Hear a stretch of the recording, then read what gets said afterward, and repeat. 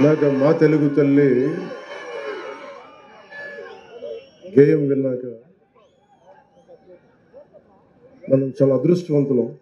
అలాంటి తెలుగు నేలలో పుట్టి మనందరం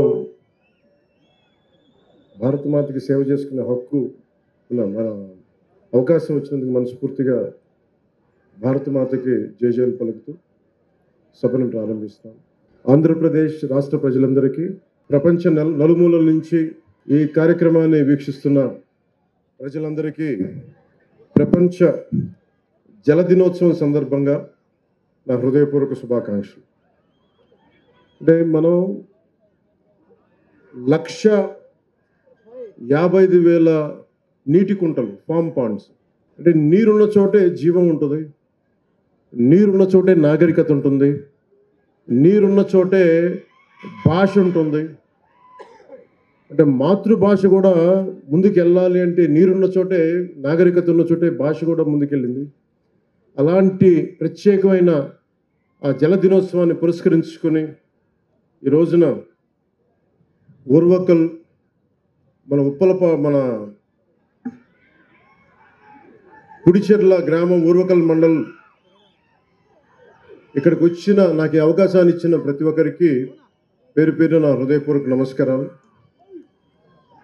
నన్ను ఎయిర్పోర్ట్లో నాకు స్వాగతం పలికిన గౌరవ పాణ్యం శాసనసభ్యులు శ్రీమతి గౌరవ్ చరితారెడ్డి గారికి, గౌరవ నంద్యాల పార్లమెంట్ సభ్యులు బైరెడ్డి రాజశేఖర రెడ్డి గారి కుమార్తె, రాయలసీమ నీటి కోసం ఆయన ఎప్పుడు పోరాటం చేసిన వ్యక్తి. ఆయన మీద ఆయన ఎప్పుడు కలవలేదు, కానీ ఆయన అంటే నాకు చాలా అపారమైన గౌరవం. అదే స్ఫూర్తిని, అదే పోరాట తెగింపు, మన పోరాట పటిమని పుణికి పుచ్చుకున్న వారి కుమార్తె శ్రీమతి బైరెడ్డి సబరి గారికి కూడా నా హృదయపూర్వక నమస్కారాలు. అలాగే గౌరవ నందికొట్కూరు శాసనసభ్యులు శ్రీ జయసూర్య గారికి, ఉమ్మడి ఆంధ్రప్రదేశ్ రాష్ట్రానికి బలమైన వ్యక్తి, బలమైన ముఖ్యమంత్రిగా పనిచేసిన వ్యక్తి, మహానాయకులు కోట్ల విజయభాస్కర్ రెడ్డి గారి కుమారులు, గౌరవ డోన్ శాసనసభ్యులు శ్రీ కోట్ల జయసూర్య ప్రకాష్ రెడ్డి గారికి నా హృదయపూర్వక నమస్కారాలు. అలాగే టీటీడీ బోర్డు సభ్యులు మన కర్నూలు నుంచి మన బల్లెల రాజశేఖర్ గారికి, గౌరవ జిల్లా పరిషత్ చైర్పర్సన్ శ్రీ ఎర్రబోతుల పాపిరెడ్డి గారికి, గౌరవ సర్పంచ్ పూడిచెర్ల శ్రీమతి లలితమ్మ గారికి, గౌరవ ఎంపీటీసీ శ్రీమతి లక్ష్మీదేవి గారికి, శ్రీ జిల్లా కలెక్టర్ రంజిత్ పాషా గారికి, అసలు ఈ కార్యక్రమాన్ని ఒక మాట ఇలా చేద్దాం సార్ అంటే భారతదేశం ఎంత గొప్పది అనడానికి, ఎక్కడో బీహార్లో పుట్టి బీహార్లో చదువుకొని ఆంధ్రప్రదేశ్కి సేవలు చేస్తున్న ఐఏఎస్ అధికారి, సీనియర్ ఐఏఎస్ అధికారి, ముఖ్య కార్యదర్శి శ్రీ శశిభూషణ్ కుమార్ గారికి, పంచాయతీరాజ్ శాఖ ముఖ్య కార్యదర్శి, గ్రామీణాభివృద్ధి మరి గ్రామీణ నీటి సరఫరా ముఖ్య కార్యదర్శి వారికి నా హృదయపూర్వక నమస్కారాలు. భారతదేశం ఎంత గొప్పది అంటానికి, ఎంత మమేకమైంది అంటానికి శశిభూషణ్ గారి నిదర్శనం. బీహార్లో పుట్టి పెరిగి ఆంధ్రప్రదేశ్కి సేవలు చేసే ఒక బలమైన అధికారి, వారికి నా ప్రత్యేకంగా నా ధన్యవాదాలు తెలియజేసుకుంటా ఉన్నాను. అలాగే ఆంధ్రాలో పుట్టి ఆంధ్రాలో చదువుకొని ఎక్కడో కేరళలో, దూరంగా ఉన్న కేరళలో ఐఏఎస్ ఆఫీసర్గా ఎదిగి ఆంధ్రప్రదేశ్కి ఏదైనా చెయ్యాలి అని చెప్పి 2019లో నాకు అభిమానిగానే కాదు, ఆయన రాష్ట్రానికి సేవ చేయాలనే ఒక ఐఏఎస్ అధికారిగా కృష్ణతేజ్ గారికి మనస్ఫూర్తిగా నా కృతజ్ఞతలు. ఈ రోజున మనం రోడ్లు అంటే ఇద్దరు కీలకమైన వ్యక్తులు, ఒకళ్ళు శశిభూషణ్ గారు అయితే ఇంకోళ్ళు కృష్ణతేజ గారు. ఎందుకంటే ఈరోజు మనం పల్లె పండుగ కార్యక్రమం చేసిన, జాతీయ ఉపాధి హామీ పథకాలు చేస్తున్నాం, రోడ్లు వేస్తున్నా, దీనికి ఇద్దరు పూనుకున్నారు బలంగా. నేను ఒక మాట చెప్పగలను, నేను ఒక పాలసీని ప్రవేశపెట్టగలను, కానీ కృష్ణతేజ గారు కానీ శశిభూషణ్ గారు కానీ ఈ మాటను ముందుకు తీసుకెళ్ళి క్షేత్రస్థాయిలో 100% సీసీ రోడ్స్ అయిపోయినాయి కర్నూలులో. మన కర్నూలులో అంటే దాని కారకులు ఒకళ్ళు శశిభూషణ్ గారు, కృష్ణతేజ గారు అయితే ఇంకొకళ్ళు రంజిత్ పాషా గారు కలెక్టర్. ఇందాక వేదిక పైన చూస్తూ ఉంటే అందరూ నందికొట్కూరు అందరూ గ్యాంగ్ అంతా చేరి కర్నూలు నేను అభివృద్ధి చేసుకున్న తప్ప మిగతా జిల్లాలు నేను ఎందుకు చేయట్లేదని మిగతా వాళ్ళ మీద అడగాలనిపించింది. మీరందరూ గ్యాంగ్ అప్ అయిపోయి మీరు చేసిన అభివృద్ధి ప్రజలకు మంచి జరుగుతుంటే నాకు నిజంగా మనస్ఫూర్తిగా చాలా చాలా ఆనందంగా ఉంది. మీ అందరికీ నా హృదయపూర్వక శుభాకాంక్షలు, అభినందనలు. అలాగే షణ్ముఖ్ గారికి, ఐఎఫ్ఎస్ అధికారి, డైరెక్టర్ నరేగా, వారికి కూడా అంటే మేము నరేగాకి తీసుకొచ్చినప్పుడు గత ప్రభుత్వంలో సరిగ్గా జాతీయ ఉపాధి హామీకి పథకం కాదు, మొన్న గౌరవ శాసనసభ్యులు కూడా అసెంబ్లీలో మాట్లాడుతూ జాతీయ ఉపాధి హామీ పథకం సగటు బతుకు తెరువు లేకుండా ఇబ్బంది పడుతున్న కూలి సోదరి మండలికి చేయడానికి ప్రవేశపెట్టిన పథకం ఇది. అలాంటి పథకాన్ని దుర్వినియోగం చేసి ఇది రాజకీయ ఉపాధి హామీ పథకం అయిపోయింది. గౌరవ శాసనసభ్యులు తెలియజేశారు మన అసెంబ్లీలో. అలాంటివన్నీ ఎదుర్కోవడానికే షణ్ముఖ్ గారిని పెట్టాం. అలాగే వారితో పాటు మనకి శ్రీమతి నవ్య గారికి, ఐఏఎస్ గారికి కూడా జాయింట్ కలెక్టర్ కర్నూలు నా హృదయపూర్వక నమస్కారాలు. అలాగే ఐపీఎస్ శ్రీ కోయా ప్రవీణ్ గారికి, deputy inspector general of police, వారికి కూడా నా హృదయపూర్వక కర్నూలు రేంజ్ హృదయపూర్వక నమస్కారాలు. అలాగే యువ ఐపీఎస్ అధికారి శ్రీ విక్రాంత్ పాటిల్ గారికి, నా సూపర్ ఎస్పీ ఆఫ్ కర్నూలు, వారికి కూడా నా హృదయపూర్వక నమస్కారాలు. I love you. మీరు ప్రేమించక ముందే నేను మిమ్మల్ని ప్రేమించాను. అంటే నేను ఇందాక శబరి గారు మాట్లాడుతా జన సైనికులు చాలా గట్టి వ్యక్తులు అంటుంటే, అంటే ఎంత గట్టిదనం లేకపోతే వీర మహిళల్లో కానీ జన సైనికుల్లో కానీ, అంటే ఎప్పుడు కూడా గెలుపులో నేను మనుషుల్ని లెక్కించను. నేను మనుషుల్లో గెలుపుని విజయం డబ్బుని లెక్కించను. కానీ కష్ట సమయంలో నువ్వు ఎలాగున్నావు, కష్ట సమయంలో మీరు నిలబడ్డారు, బలంగా మమ్మల్ని అందరినీ నిలబెట్టారు. అంటే ఏం లేదు, అంటే రోడ్ల మీదకి ఇక్కడున్న వేదిక పైన నాయకులందరూ తెగించి రాగలరు, కానీ వెనక మీరుండి మీరు బలం ఇస్తే 175కి మనం 164 సీట్లు కొట్టగలిగాము, 21 పార్లమెంట్ సీట్లు. అంటే ఇది సామాన్యమైన విజయంగా దేశం తల తిప్పి చూసిన విజయం అది. అలాంటి విజయానికి మీలాంటి యువత కానీ, మీలాంటి కమిటెడ్ వ్యక్తులు లేకపోయినంటే ఈ పాటికి ఇది సాధ్యమయ్యే పని కాదు. అంటే మీరు స్ఫూర్తి పొంది మాకు బలాన్ని ఇచ్చి, ఇప్పుడు నాలాంటి వాడు కూడా పోరాటం చేయగలడు, కానీ మీరు మా వెనక నడవకపోయిండుంటే నాలాంటి వాడు కూడా ఏం చేయలేడు. అందుకని ఈ ఘన విజయం ఆంధ్రప్రదేశ్ ప్రజలకి, ఆంధ్రప్రదేశ్ యువతకి, ఆంధ్రప్రదేశ్ మహిళలకి మీది విజయం. అది మీరు విజయాన్ని ఇచ్చారు కాబట్టే కర్నూలు జిల్లాలో 119 కిలోమీటర్లకు గాను 117 కిలోమీటర్ల సీసీ రోడ్లని 75 కోట్ల రూపాయలతో చేయగలిగామంటే అది మీరు ఇచ్చిన శక్తి. అది అలాగే జాతీయ ఉపాధి హామీ పథకంలో 98% రోడ్ల నిర్మాణాన్ని పూర్తయ్యాయి. దీనికి మనస్ఫూర్తిగా కలెక్టర్ రంజిత్ పాషా గారిని మనస్ఫూర్తిగా వారికి నా అభినందనలు తెలియజేస్తాను. మిమ్మల్ని స్ఫూర్తిగా తీసుకొని అందరూ పనిచేయాలి అనేది నేను నా విజ్ఞాపన అందరికీ. ఇవన్నీ కూడా మన పల్లిపొండ కార్యక్రమంలో గ్రామ పంచాయతీలు మీరు చూడండి, ఫస్ట్ టైం గ్రామ పంచాయతీలకు ఇప్పుడు దాకా 100-300 లెస్ దెన్ చాలా తక్కువ డబ్బులు ఇచ్చేవాడు. మనం వచ్చిన తర్వాత గౌరవ ముఖ్యమంత్రి శ్రీ నారా చంద్రబాబు గారి నాయకత్వంలో ఎన్డీఏ కూటమి ప్రభుత్వం ఏర్పడ్డాక జాతీయ ఉపాధి హామీ పథకం కావచ్చు, పంచాయతీరాజ్ వ్యవస్థ కావచ్చు, పటిష్టం చేయడానికి ఆయన నాయకత్వానికి మనస్ఫూర్తిగా అభినందనలు తెలియజేసుకుంటూ, కృతజ్ఞతలు తెలియజేసుకుంటూ నారా చంద్రబాబు నాయుడు గారికి పల్లె పండుగ విజయవంతం ఏంటంటే ఒక బలమైన ముఖ్యమంత్రి, అనుభవశీలురైన ముఖ్యమంత్రి ఉంటే ఎంత బలంగా చేయలేను. నాలాంటి వాడు నేర్చుకుంటాడు. ఎప్పుడు ఒక సీనియర్స్ దగ్గర, మనకంటే అనుభవజ్ఞుల దగ్గర తీసుకుంటాం. మనకంటే అనుభవజ్ఞుల దగ్గర నేర్చుకోవడానికి నేను ఎప్పుడు సంసిద్ధంగా ఉంటాను. సో అలాంటి కర్నూలు జిల్లా పల్లె పండుగలో భాగంగా చేపడుతున్న ఈ కార్యక్రమాల్లో మొదటి స్థానంలో మన కర్నూలు జిల్లా ఉంది. ఇక్కడ అందరికీ కూడా నా ప్రత్యేక అభినందనలు తెలియజేస్తా ఉన్నాను. మీరు మారరే, నేను పల్లె పండగ, పంచాయతీరాజ్, సీసీ రోడ్లు, దేశం బాగుండాలంటే మీరు ఓజీ సరే కానివ్వండి, నేను ఏం చేస్తాను. మీ శక్తి ముందు శబరి గారికి కూడా చెప్తున్నా, బైరెడ్డి శబరి గారికి కూడా, నాకు కూడా వీళ్ళ శక్తి ముందు నా శక్తి కూడా సరిపోదమ్మా. మనం వీళ్ళు గొడవ పెట్టుకున్నా నేను కూడా ఆగలేను. అందుకని వీళ్ళకి నమస్కారాలు తెలియజేయడం తప్ప. అంటే మీ అందరికీ అంటే ఇది నేను ఎందుకు ఒక జాతీయ ఉపాధి హామీ పథకం ఈ రోజున ఒక ఎకరం 30 సెంట్లు నేల ఇది ఇప్పుడు మనం ఉన్న ఏరియా. దీంట్లో దాదాపు 6 సెంట్లు చెరువు అయితే 2 సెంట్లు గట్టు ఉంటుంది.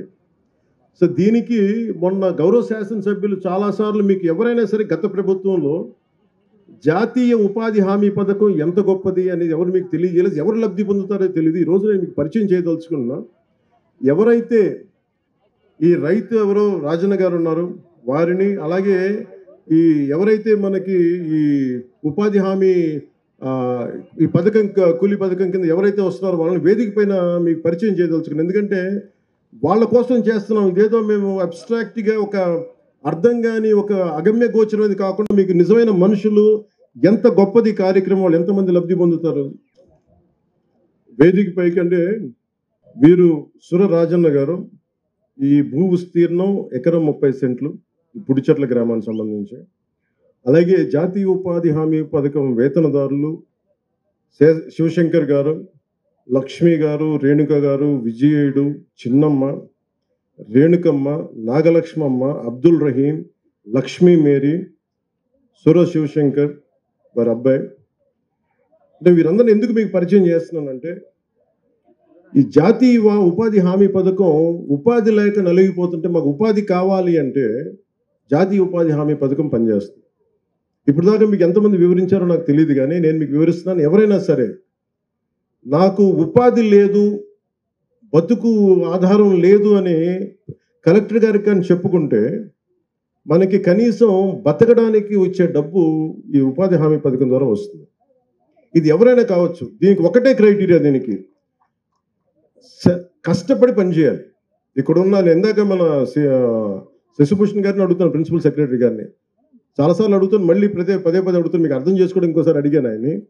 జాతీయ ఉపాధి హామీ పథకానికి కావాల్సిన అర్హత ఏంటి అంటే ఆయన ఒకటే అడిగారు, చెప్పారు. అంటే దీనికి కష్టపడి పని చేయడం తప్ప, మీతో సహా ఆయన అడిగింది మీకు కూడా పని కావాలంటే మేము కల్పిస్తాం దీంట్లో. అంటే మీరు కూడా పని చెయ్యాలి, నాకు ఉపాధి లేదు అంటే రేపు పొద్దున నాకు పని లేనప్పుడు ఖచ్చితంగా నేను కూడా జాతీయ ఉపాధి హామీ పథకం కింద పని చేస్తాను.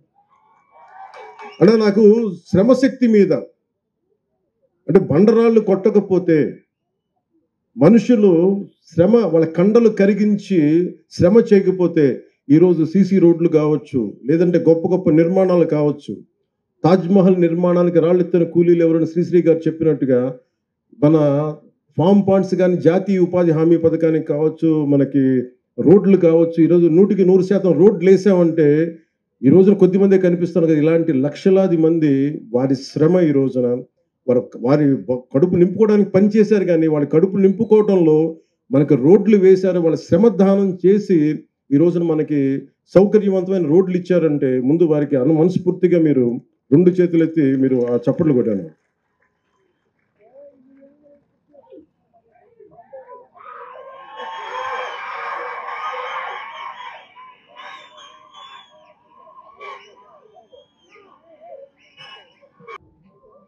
ఇందాక ఎయిర్పోర్ట్లో దిగ్గానే అంటే మీకు ఫామ్ పాండ్స్ గురించి చెప్పాలా. గౌరవ్ చరితమ్మ గారికి వారి అబ్బాయి జనార్దన్ గారు నాకు పుస్తకం ఇచ్చారు.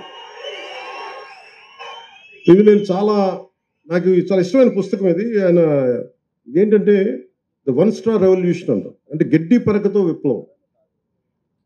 ఇది నేను చాలా సంవత్సరాల క్రితం ఎమ్మెల్సీగా ఎన్నికైన మా సోదరులు జనసేన జనరల్ సెక్రటరీ నాగబాబు గారు నాకు చాలా సంవత్సరాల క్రితం, కరెక్ట్గా చెప్పాలంటే ఇది ఎప్పుడు 99లో కానీ 2000లో కానీ నాకు ఈ పుస్తకం ఇచ్చారు, గడ్డి పరకతో విప్లవం. దీన్ని తెలుగు తర్జుమా చేసిన పుస్తకం, అనువాదం చేసిన పుస్తకం. ఇందులో ఏంటంటే మీకు జీవాన్ని పర్యావరణాన్ని పరిరక్షించడానికి ఖర్చు లేకుండా ఎలాగనేది ముసునోబు ఫుకోకా అని చెప్పి ఒక జపనీస్ శాస్త్రవేత్త రాసిన పుస్తకం, వ్యవసాయ శాస్త్రవేత్త. ఇది నాకు ఆయనకి ఇస్తే, అంటే నేను చరితమ్మ గారికి చెప్తా ఉన్నాను, మీ అబ్బాయిని చాలా గొప్పగా పెంచారు, ఈ పుస్తకం చదువుతున్నాడంటే చాలా తప్పన ఉంటే తప్ప ఈ పుస్తకం చదవాలి.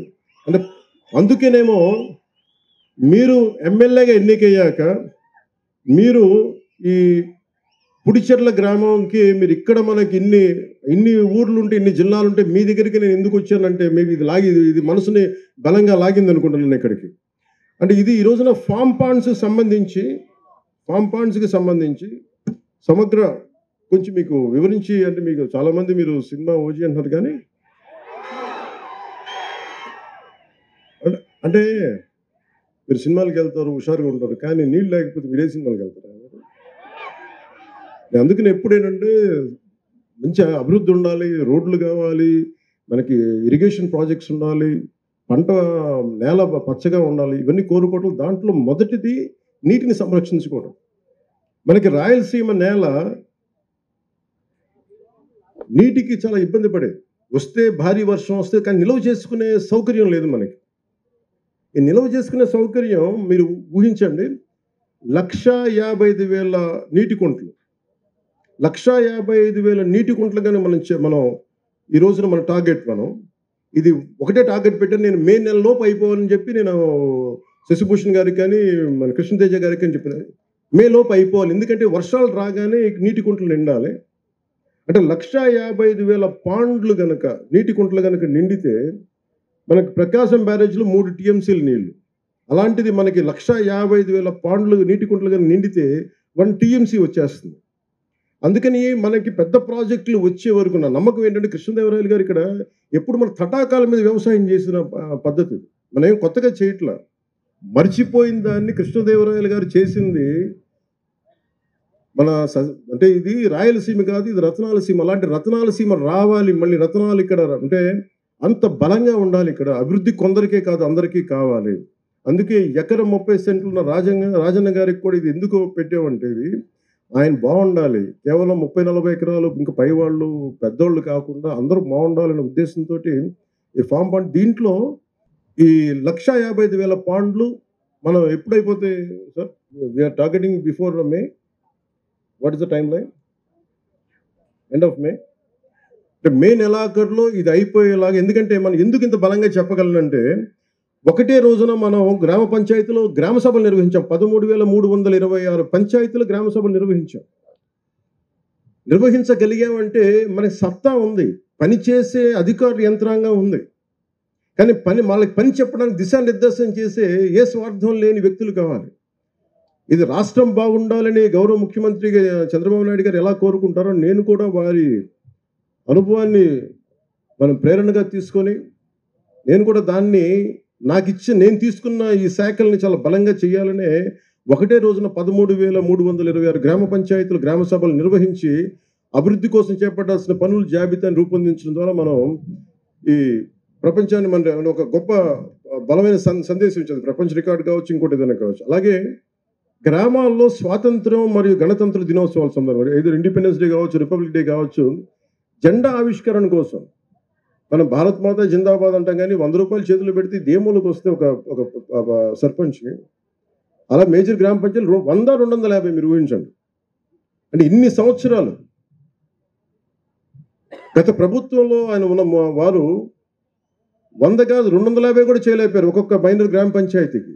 మేజర్ గ్రామ పంచాయతీ 250, 30 సంవత్సరాలు 40 సంవత్సరాల నుంచి అలాగే ఉంటే, నారా చంద్రబాబు నాయుడు గారి ఆధ్వర్యంలో వారి నాయకత్వంలో వచ్చిన మన ప్రభుత్వం 100 నుంచి గ్రామ పంచాయతీలు కేవలం జెండా పండుగ చేయడానికి 100 రూపాయలని 10,000 పెంచాం. అలాగే 250 రూపాయలని 25,000కి పెంచాం. ఎన్ని ఇంతలు పెరిగిందో మీరు దయచేసి దీన్ని ఆలోచించండి.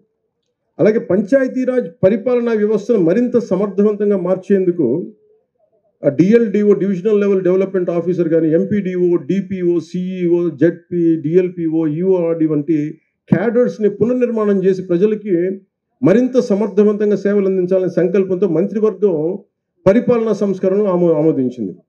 ఎందుకంటే మాకు పనులు జరగట్లేదు, లేదా టూ మెనీ వర్టికల్స్ అయిపోయినాయి, మాకు ఏ ఆఫీస్కి వెళ్ళాలో తెలియట్లేదు, అన్నీ కలిపి ఒక దాని కింద, ఒక బిల్డింగ్ కింద రావాల్సింది, ఒక వ్యవస్థ కింద రావాల్సిందని చెప్పి మేము దాన్ని కూడా ముందుకు తీసుకెళ్తా ఉన్నాం.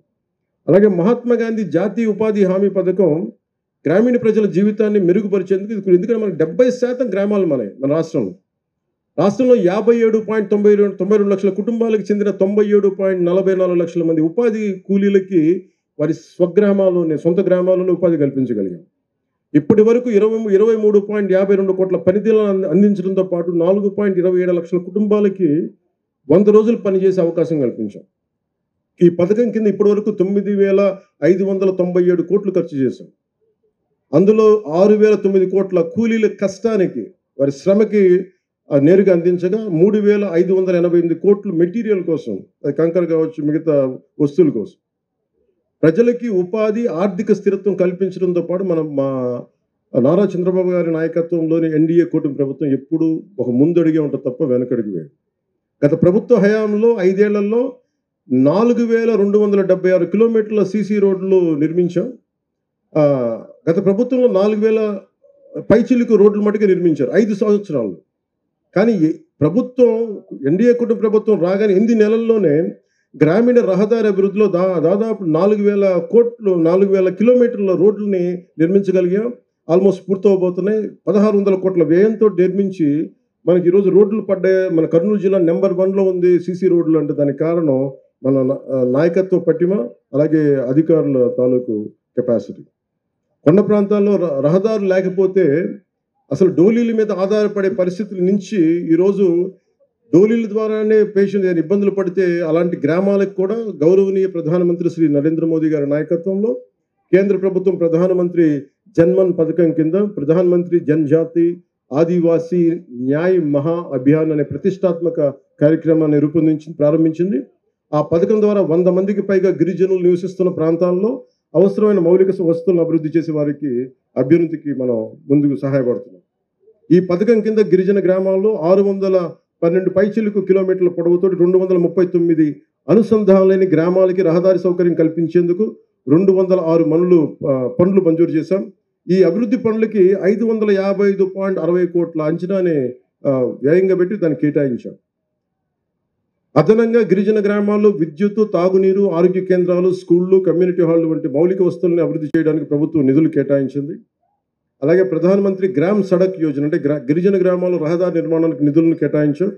ఆ పథకాల ద్వారా కొండ ప్రాంతాలు 250 మందికి పైగా ఉన్న జనాభా ఉన్న గ్రామాలకి, అలాగే సాదా ప్రాంతాల్లో 500 మందికి పైగా జనాభా ఉన్న ప్రాంతాలకు రోడ్లు నిర్మించేందుకు చర్యలు తీసుకుంటున్నాం. ఇప్పటి వరకు 210 కిలోమీటర్ల రహదారులు పూర్తయ్యాయి. దీనికి మీరు చప్పట్లు కొట్టచ్చు, ఇల్లు వేయచ్చు. దానికి 239 కోట్లు వ్యయం అయింది. ఇప్పుడు మనం ఈ పథకం కింద చెప్తాం 1 మిలియన్ క్యూబిక్ ఫీట్ నీటి నిల్వ చేసేందుకు వీలు ఉంటుంది. ఇది ప్రకాశం బ్యారేజ్ మొత్తం మీదలో 3 TMs ఇందాక చెప్పినట్టుగా నీటి నిల్వ అయితే ఇది దాదాపు దాంట్లో 3వ వంతు. ఇది ఈ రైతులకు నిరంతరం నీటి అందుబాటులో ఉంటుంది. రైతన్నల సంక్షేమం కోసం గ్రామీణ అభివృద్ధిని దృష్టిలో పెట్టుకుని మహాత్మా గాంధీ జాతీయ గ్రామీణ ఉపాధి హామీ పథకం కింద ఈ ఫామ్ పాండ్స్ చేపట్టాం. ఈ ప్రాజెక్టు ద్వారా రైతులు నీటిని నిల్వ ఉంచుకొని భూగర్భ జలాలని పెంచుకోవడంతో పాటు పంట పొలాలకి నిరంతరంగా నీటి వనరులను అందించుకోవచ్చు. అంటే దీనికి మీరు చూస్తే అనంతపూర్లో ఒక మంచి ప్రైవేట్ ఇనిషియేటివ్ ప్రైవేట్ వ్యక్తులు చాలామంది చేశారు. టింబక్టు ఇనిషియేటివ్ అని. ఉదాహరణకి మీరు ఇజ్రాయెల్ పోతే ఇజ్రాయెల్ నేల ఇంతకంటే ఇంకా అసలు ఎండిపోయి ఉంటుంది, ఇంత పచ్చదనం కూడా ఉండదు. అలాంటి చోట రివర్ జోర్డాన్ ఒక్క నది ఉంటే ప్రపంచానికే నదులు లేని జీవనదులు లేని ఒకే ఒక జీవనది ఉన్న ఆ ఇజ్రాయెల్ దేశం ప్రపంచానికే డ్రిప్ ఇరిగేషన్ టెక్నాలజీ ఇచ్చింది. ఎప్పుడైతే మనకి నీటి సౌకర్యం ఉండదో, ఎక్కువగా మన కష్టం ఉంటుందో, దాన్ని మనం శ్రమపడి వాళ్ళ తెలివితేటలు పెంపొందించుకొని మన ప్రపంచానికే మనకి డ్రిప్ ఇరిగేషన్ అందించారు ఇజ్రాయలీస్. సో అంటే మనకి మనసు పెడితే ఏదైనా సాధించవచ్చు అనేది మనం దాన్ని పెట్టుకోవచ్చు. అందుకే ఈరోజు 1,55,000 పాండ్లు కనుక ఈ నీటి కుంటలు నిజంగా సద్వినియోగం చేసుకోగలిగితే పెద్ద ప్రాజెక్టులు వచ్చే వరకు మన రాయలసీమ నేలకి ఇవన్నీ చాలా చాలా సహాయపడతాయి. అలాగే నేను ప్రత్యేకించి చెప్పింది ఏంటంటే, ఇది ముస్నోబా ఫుకోకా ఇందాక మన చరితమ్మ గారి అబ్బాయి చెప్పినట్టుగా నిజంగా కనుక ఫామ్ పాండ్లు చుట్టూ, ఎందుకంటే నేను ఈ నీటి కుంటలు నేను నా ఇంట్లో నా ఫామ్లో చేసుకున్నాను ఒకప్పుడు. ఈ ప్రాజెక్ట్ ద్వారా రైతులు నీటిని నిల్వ చేసుకోవడం, భూగర్భ జలాలను పెంచుకోవడంతో పాటు పంట పొలాలకి నిరంతరంగా నీటి అందించడంతో పాటు ఫామ్ పాండ్స్ చుట్టూ అరటి కానీ, నిమ్మ కానీ, దానిమ్మ కానీ, జామ, కరివేపాకు లాంటి మొక్కలను పెంచితే రైతులకి ఒక ఆదాయం కూడా ఉంటుంది, దీర్ఘకాలిక ఆదాయం ఉంటుంది. అదే నీటిలో కూడా చిన్నపాటి చేపలు పెంచుకోవచ్చు సహజంగా. అలాగే బాతుల పెంపకానికి, ఈ బాతుల పెంపకం వల్ల ఏం జరుగుతుంది, నీరు ఎప్పుడు పరిశుభ్రంగా ఉంటుంది, ఇప్పుడు దోమలు ఉండటానికి అంటే క్రిమి కీటకాలు పెరగవు. అందువల్ల బాతుల పెంపకం సహాయపడుద్ది. వ్యవసాయానికి ఇది మరింత ఉపయోగపరంగా ఉంటుంది. ఈ నీటి నాణ్యత మెరుగుపరచడంతో పాటు నీటి వనరుల నిర్వహణ కూడా సమర్థవంతంగా మార్చి వ్యవసాయ అభివృద్ధికి దోహదపడుతుంది. అలాగే దీంతో పాటు మేము 3 రకాల మీకు కలెక్టర్ గారు కానీ డిస్ట్రిక్ట్ అడ్మినిస్ట్రేషన్ కానీ ప్రతి రైతాంగానికి ఇస్తారు. ఈ సమగ్ర వ్యవస్థలో ఫామ్ పాండ్స్ చుట్టూ 3 రకాలు తయారు చేసాం. దీన్ని మీ కలెక్టర్ గారు తెలియజేస్తారు. ఇది మీకు డీటెయిల్ చెప్పి మీకు నాకు ఇంకొక సందర్భంలో అందరూ చెప్తాను. ఈ ఫామ్ పాండ్ చుట్టూ ఒకటి చిన్నపాటి కోళ్ల పెంపకం కావచ్చు, ఆవుల కోసం గోకులాలు కావచ్చు. మనం దాదాపు 18,500 గోకులాలని మనం ప్రారంభించాం, చేసేసాం. అలాగే షెడ్లను ఏర్పాటు చేయడం ద్వారా రైతులకు ఆదాయాన్ని పెంచే విధంగా ఈ మోడల్ రూపుదిద్దుకుంది. ఇది పాలేకర్ మెథడ్ ఆఫ్ మన వ్యవసాయ పద్ధతుల ద్వారా ఇవన్నీ పనిచేస్తాయి. అందుకని దాని ప్రకారం పశుపోషణ అనేది చాలా అవసరం. ఇది ఈ పశుపోషణ షెడ్లో భాగంలో సోలార్ ప్యానెల్ని అమర్చుకోవచ్చు. సహజ ఎరువులు, గోమూత్రం, గోమయం సహజ ఎరువులుగా ఉపయోగించవచ్చు. వ్యవసాయ ఖర్చులను తగ్గించుకోవచ్చు. ఈ రాళ్లతో ఉన్న నేల నిజంగా జీవం పెరగాలి అంటే మనకి సహజ మన గోమాత ద్వారా వచ్చే ఈ గోమూత్రం కావచ్చు, గోమయం కావచ్చు, నిజంగా దాన్ని సారం పెంచుతుంది భూమిలో. అందుకని దీనికి అనుసంధానం చేశాం. మనం కామధేను అంటాం కదా, ఆవుల ద్వారా పాల ఉత్పత్తితో పాటు గోమయం సహజ ఎరువుగా ఉపయోగించడం వల్ల భూసారం ఇందాక చెప్పినట్టు పెరుగుతుంది. దీనివల్ల పంట దిగుబడి పెరుగుతుంది. నేను ఓజీలో ఉండే యాక్టర్లో మాట్లాడచ్చు, సగటు రైతులా మాట్లాడుతున్నాను. భూమి మీద ఉన్న ప్రేమలో ఇలాగే మాట్లాడతారు. సో పాల ఉత్పత్తితో పాటు తోటల పెంపకం, చేపలు, కూరగాయల ఉత్పత్తి వంటి వివిధ ఆదాయ మార్గాలతో రైతులకి ఒక వ్యవస్థలో ఎక్కువ లాభం పొందేలా ప్రణాళికని రూపొందించాం. ఈ ప్రాజెక్టు వల్ల నీటి వనరులు పెరిగి వ్యవసాయాన్ని మెరుగుపరిచే అవకాశం ఉంది. ముఖ్యంగా గ్రామీణ యువతకి మనం ఉపాధి అవకాశాలు లేవు నేను ఎప్పుడు వెయిట్ చేయలే. నాలాంటి వాడికి ఎలాంటి నేను కష్టపడి నేనేమనుకునేవాడు, నా పెద్ద ఉద్యోగం, నాకు ఉపాధి లేనప్పుడు నాకు సినిమాలో ఎవరు ఇవ్వలేదు అవకాశాలు. నన్ను మా ఇంట్లో చెప్పా, మీరు నాకు ఇస్తే నాకు చెప్పండి, నాకు చేయకపోతే నన్ను వదిలేసాను. నేను వెళ్ళి ఏ ఉద్యాన శాఖలు చిన్నపాటి ఒక ఉద్యానాన్ని పనిచేస్తాను, ఒక నర్సరీలో పనిచేస్తాను, కాయ కష్టం మీద పనిచేస్తాను. ఆ మైండ్ ఆ మానసికంగా సంసిద్ధత ఉన్నవాడిని. అండ్ ఎందుకంటే మీరు పని చెయ్యాలి అని కోరికున్నవాడికి, నిజంగా బద్ధకం అనేది లేని వాడికి మనకి లక్ష్మీదేవే ఉంటుంది తప్ప పక్కన, నిజంగా పని చేయలేదు అనుకున్నవాడికి కష్టాలు ఉంటాయి తప్ప పని చేద్దాం అనుకున్నవాడికి ఎప్పుడు కూడా ఏది ఎదురు కాదు. సో నేను మిమ్మల్ని ఒక విషయం గురించి ప్రత్యేకంగా ఆలోచించమంటా ఉన్నాను. రైతన్న కష్టపడతాడు, సమర్థవంతంగా పనిచేస్తాడని. కానీ సరైన వనరులు లేకపోతే, లేదా ఉన్న వనరులను సరిగ్గా ఉపయోగించుకోలేకపోతే అతని కష్టం వృధా అవుతుంది. అందుకని ఈ ఫామ్ పాండ్ ప్రాజెక్ట్స్ ద్వారా, నీటికుంట ప్రాజెక్ట్ ద్వారా రైతులకి నీటి సమస్య తీరుతుంది, పంట దిగుబడి పెరుగుతూ ఉంది, రైతులకి ఆదాయం పెరుగుతుంది. గ్రామాల్లో అభివృద్ధి అంటే కేవలం రోడ్లు, భవనాలు కట్టడమే కాదు, ఇది యువతకు కూడా ఉపాధి లభించాలి, రైతన్నలకి అభివృద్ధి సాధించాలి, ఆర్థిక వ్యవస్థ బలపడాలి అని ఈ పథకం ద్వారా రాష్ట్రంలోని గ్రామాలు స్వయం సమృద్ధిగా మారుతాయి, రైతుల జీవితాల్లో కొత్త వెలుగులు రావాలి. ఇదే నారా చంద్రబాబు గారి నాయకత్వంలో, ముఖ్యమంత్రి గారి నాయకత్వంలో ఈ రాష్ట్రం కోరుకుంటుంది. రైతుల జీవితాలు కొత్త వెలుగులు రావాలి. ఇది మా ఆశయం, ఇది టీడీపీ ఆశయం, భారతీయ జనతా పార్టీ ఆశయం, జనసేన ఆశయం. నీరు నిల్వ భవిష్యత్తుకు బంగారు బాట అన్న సంకల్పంతో రైతుల అభివృద్ధి కోసం ప్రభుత్వం కృషి చేస్తుంది. మనందరం కలిసికట్టుగా ముందుకు తీసుకెళ్లి ఈ గొప్ప సంకల్పాన్ని విజయవంతం చేద్దాం. ఒక్క నిమిషం, మీ మాటలన్నీ వినిపిస్తుంది.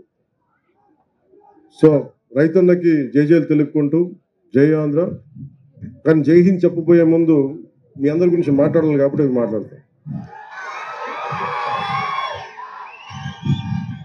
అంటే దారిలో వస్తూ ఉంటే ఇందాక అక్కడున్న ఎంపీడీఓలు మాకున్న సమస్యలు నా దృష్టికి తీసుకొచ్చారు. Group 1 MPDOs. ఇది ఖచ్చితంగా మన ఉన్నతాధికారులు ఇక్కడే ఉన్నారు, వారికి తెలియజేసి నేను మీ సమస్యకి ఒక పరిష్కార మార్గం వెతుకుతాం. అలాగే ఆంధ్రప్రదేశ్ గ్రామ పంచాయత్ సెక్రటరీ అసోసియేషన్ కూడా మీరు ఇచ్చారు మీ పిటిషన్, దాన్ని కూడా ముందుకు తీసుకెళ్తాం. అలాగే దాన్ని కూడా పరిష్కార మార్గం వెతుకుతాం. ఒక నిమిషం. గ్రామ సచివాలయం ఇంజనీరింగ్ అసిస్టెంట్ అసోసియేషన్లో మీకు కూడా ఒక బలమైన పరిష్కార మార్గం వెతుకుతాం. ఎందుకంటే నేను ఉట్టిన గాల్లో మాటలు ఇవ్వలేను, అందుకని కూర్చోబెట్టి మీకు చప్పట్లు కొట్టేలా మాటలు కాకుండా నిజంగా మీ చేత మెప్పు పొందేలా చేయాలనుకుంటాను. అందుకని అదొక్కటి మీరు అర్థం చేసుకోండి. పాణ్యం నియోజకవర్గానికి సంబంధించి చాలా ఒక 2-3 అంశాలు కొన్ని అంశాలు లేవనెత్తారు. అంటే gravel roads, field roads, CC డ్రైన్లు, ప్రభుత్వ స్కూళ్ళకి కాంపౌండ్ వాళ్ళ గురించి, శ్మశానాలకి ప్రహరీ గోడలు ఇవన్నీ కావాలని అడిగారు. పరిమితి వరకు మీరు ప్రణాళికని రూపొందించుకుని తొందరగా పనులు పూర్తి చేయమని కలెక్టర్ గారికి ఆదేశిస్తా ఉన్నాను. అలాగే ఓర్వకల్ నుండి ఉప్పలపాడు వరకు వయా గొట్టపాడు కొంతాలపాడు వరకు 6.2 కిలోమీటర్లు 2,26,00,000 రూపాయలతోటి బీటీ రోడ్ కావాలని గౌరవ పాణ్యం శాసనసభ్యులు కోరారు. దీన్ని వెంటనే శాంక్షన్ చేస్తున్నాం. అనుగుణంగా పిఆర్ ఇంజనీరింగ్ అధికారులకి ఆదేశాలు జారీ చేస్తున్నాం. అలాగే ఇంకొకటి గౌరవం గారు చరిత్ర గారు అడిగింది, NH7 నేషనల్ హైవే 7 నుండి పెద్దపాడు వరకు వయా లక్ష్మీపురం గ్రామం కల్లూరు వరకు 5.63 కిలోమీటర్ 2,30,00,000తోటి దీన్ని శాంక్షన్ చేయిస్తాం. అధికారులు వెంటనే దీనికైనా ప్రక్రియ మొదలు పెట్టవలసిందిగా నేను ఆదేశిస్తా ఉన్నాను. గ్రావెల్ రోడ్లు, ఫీల్డ్ రోడ్లు, సీసీ డ్రైన్స్, స్కూళ్ళ కాంపౌండ్ వాల్స్, శ్మశానాల కాంపౌండ్ వాల్స్ కూడా ఇవి వెంటనే ముందుకు తీసుకెళ్ళిన అధికారులను ఆదేశిస్తున్నాను. అలాగే ఉపాధి హామీ పథకం ఒక మేజర్ ఇది ఏంటంటే, ఉపాధి హామీ వేతనదారులకి మనకి రంజాన్ మాసం వస్తూ ఉంది. చాలామంది పెండింగ్ బకాయిలు ఉండిపోయినాయి. అంటే అది ఫిబ్రవరి 8వ తారీఖు దాకా సమయం ఉంది. ఎందుకు మన సెంట్రల్ గవర్నమెంట్ నుంచి డబ్బులు రావాలి. దాంట్లో ఖచ్చితంగా నాకున్న సమాచారం ప్రకారం 2 రోజుల్లో ఆ డబ్బులు జమ అయ్యేలాగా దాన్ని కృషి చేస్తాను మనస్ఫూర్తిగా. అంటే మీరు పండుగలు బాగా జరుపుకోవాలి, మీరు ఇబ్బంది పడకూడదనే ఉద్దేశంతో అవసరమైతే నేను ముఖ్యమంత్రి గారితో కూడా నేను మాట్లాడి మీకు తెలియజేస్తాను. చాలా రిప్రజెంటేషన్స్ ఇచ్చారు అందరూ నాకు. కొంతమంది మన తెలుగుదేశం పార్టీ నుంచి, మన బీజేపీ నుంచి, మన జనసేన నుంచి కూడా వచ్చారు. అలాగే రాయలసీమ మన సైఫ్ హసీనా బేగం గారు మీరు ఇచ్చారమ్మా. ఇది నేను పరిశీలించాను. ఇది నేను ఖచ్చితంగా మీకు దీని మీద మీరు ఇచ్చిన ఈ రిప్రజెంటేషన్ మీద ఖచ్చితంగా దీన్ని యాక్షన్ తీసుకుంటాను. మీరు ఇబ్బంది పడకండి. మీ కష్టాన్ని, మీ ఇబ్బందిని అర్థం చేసుకున్నాను.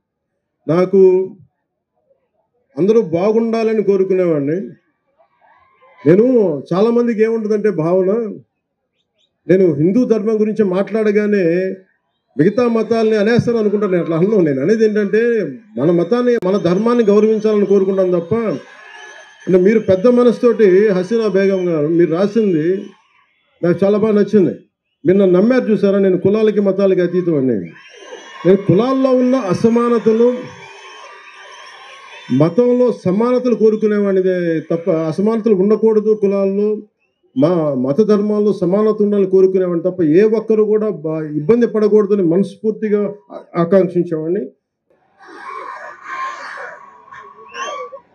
నా ఆరోగ్యం జాగ్రత్తలు మీరు అంటే మీరుండగా నాకు భయం ఏంటి చెప్పు. నా లోపల ఏదన్నా బాగలేదంటే ఒక అరుపు అరిస్తే మీరు ఆ జబ్బు కూడా పోద్దు. అలాగే వాల్మీకి బోయ సంక్షేమ సంఘం నుంచి నాకు రిప్రజెంటేషన్ అందింది. ఇది ప్రత్యేకించి కేంద్ర ప్రభుత్వం, రాష్ట్ర ప్రభుత్వం కంటే కూడా కేంద్ర ప్రభుత్వ పరిధిలో ఉండేది. ఏ కులాలని ఏంటి అనేది, ఉదాహరణకి మన తెలంగాణ విభజన జరిగేంత మన విడిగా ఏర్పాటయ్యాక దాదాపు 26 కులాలని 29 కులాలను బీసీల జాబితా నుంచి తొలగించారు. సో ప్రతిదీ చాలా క్లిష్టమైన, కష్టమైన ప్రక్రియ.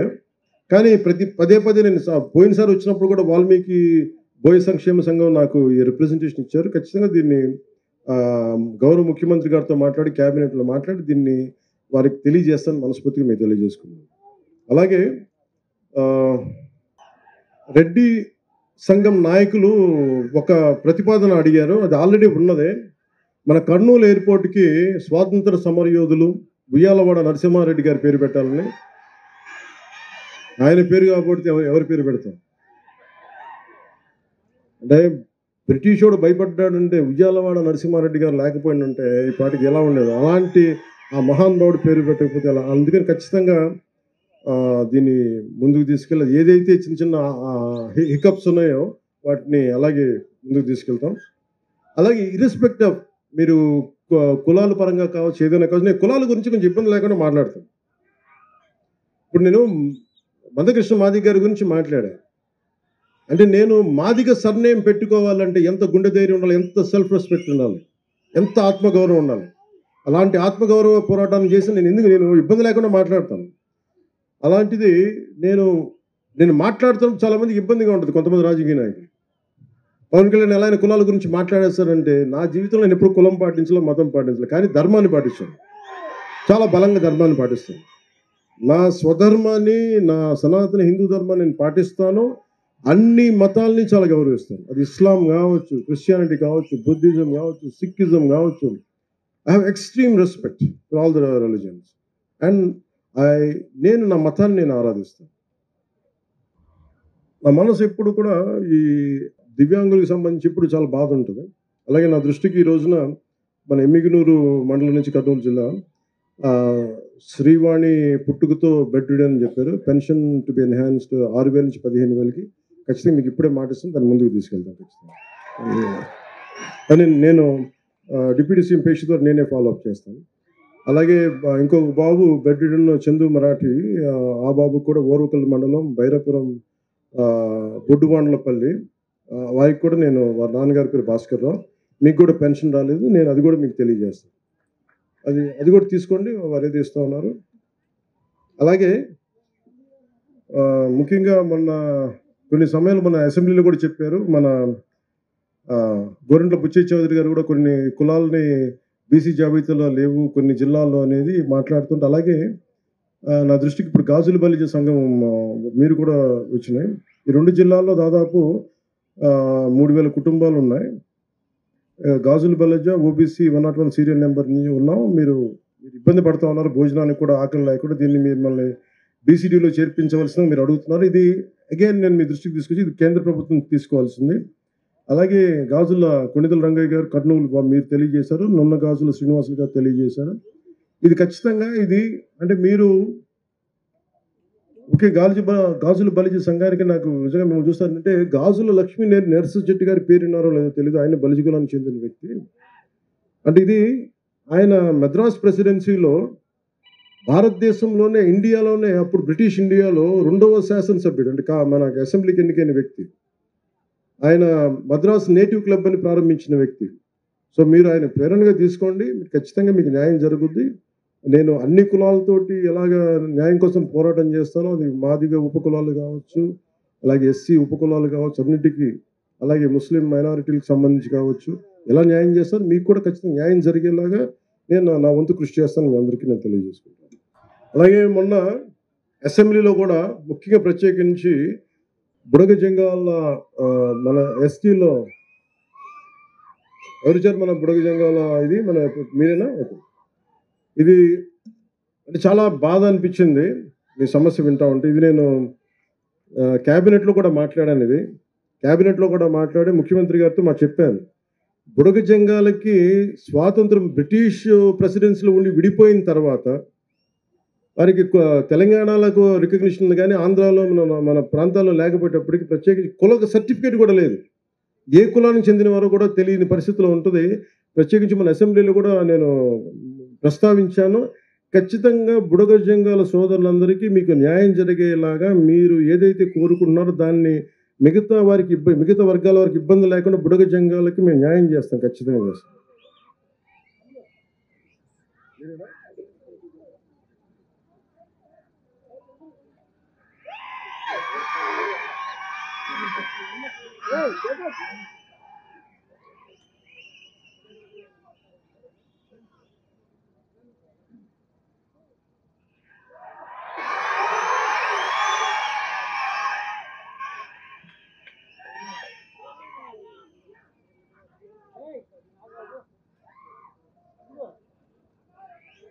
ఆఖరి మాటలు చెప్పి నేను సభను ముగిస్తాను. ఎమ్మెల్యే గారు చెప్పినట్టు, ఇందాక నందికొట్కూరు ఎమ్మెల్యే గారు చెప్పినట్టుగా ఇక్కడ వేదిక పైన అందరికీ కూడా ఆ కొణిదెల గ్రామంతో చాలా కనెక్ట్ అయింది. ఒకసప్పుడు నేను దాన్ని దత్తత తీసుకుంటానని చెప్పాను. నేను వస్తా ఖచ్చితంగా. నేను అక్కడ ఏం అవసరమైతే నా ట్రస్ట్ ద్వారా నిధులు మీకు ఒక 50 లక్షల రూపాయలు పనులు నేను చేసి పెడతాను. అలా కాకుండా మిగతా పథకాల ద్వారా ఏవైతే ఉన్నాయో అది కూడా నేను ఉన్నతాధికారులతో మాట్లాడి మీకు ఏమైతే అవసరమో మనకి కొణిదెల గ్రామంలో నాకు అలా చెప్పి అది ఒకటి ప్రత్యేకమైన కాదు, మన గ్రామాలన్నీ ప్రతిదీ పేరున నాకు చాలా చాలా ఇష్టం, నాకు అన్ని గౌరవిస్తాను. ప్రత్యేకించి ఆ రోజు అడిగారు కాబట్టి నాకు దాని మీద గౌరవంతో కొణిదెల గ్రామానికి నేను వచ్చి నేను మీకు ఏమేం పనులు కావాలో గౌరవ శాసనసభ్యులు కూడా తెలియజేసి నేను ఆ పనులు చేసి నేను ఇప్పుడు ఆలూరుకి ఎలాగ వస్తానో ఒక రోజున అలాగే కొండల గ్రామానికి కూడా వస్తాను. మన మన నియోజకవర్గం మన ఉమ్మడి కర్నూలు జిల్లా కావచ్చు అన్నీ కూడా ప్రత్యేకించి నేను పర్యటించి ఏ సమస్య రాబోయే కాలంలో పర్యటించి ప్రతి నియోజకవర్గం పర్యటిస్తాను. మీ దగ్గర నుంచి నేను మొన్న కూడా చెప్పాను, ఒక 2 నెలల క్రితం నేను ప్రతి జిల్లా పర్యటించాలనుకుంటా ఉన్నాను. క్యాంప్ అక్కడే పెట్టుకుంటాను. ఇట్లాంటి నా కోరిక ఏంటంటే ఇలాంటి చోట ఇలాంటి క్యాంప్ ఒకటి పెట్టి ఇలా ఒక టెంట్ వేసి నేను ఇక్కడే రాత్రుల పూట ఇక్కడే పడుకొని టెంట్లో ప్రతి జిల్లాలో 26 జిల్లాలో కనీసం 2-3 రోజులు పర్యటన ఉండేలాగా మన సమస్యల్ని ఏవైతే ఉన్నాయో సాధ్యమైనంత మేరకు సాధ్యం కానివి ఎలా పరిష్కరించే దిశగా అడుగులు వేస్తామని తెలియజేసుకుని నాకు అవకాశం ఇచ్చిన మీ అందరికీ, గౌరవ ముఖ్యమంత్రి గారికి, గౌరవ శాసనసభ్యులకి, గౌరవ పార్లమెంట్ సభ్యులందరికీ పేరు పేరున ధన్యవాదాలు తెలుపుకుంటూ సెలవు తీసుకున్నాను. జై ఆంధ్ర, జై హింద్.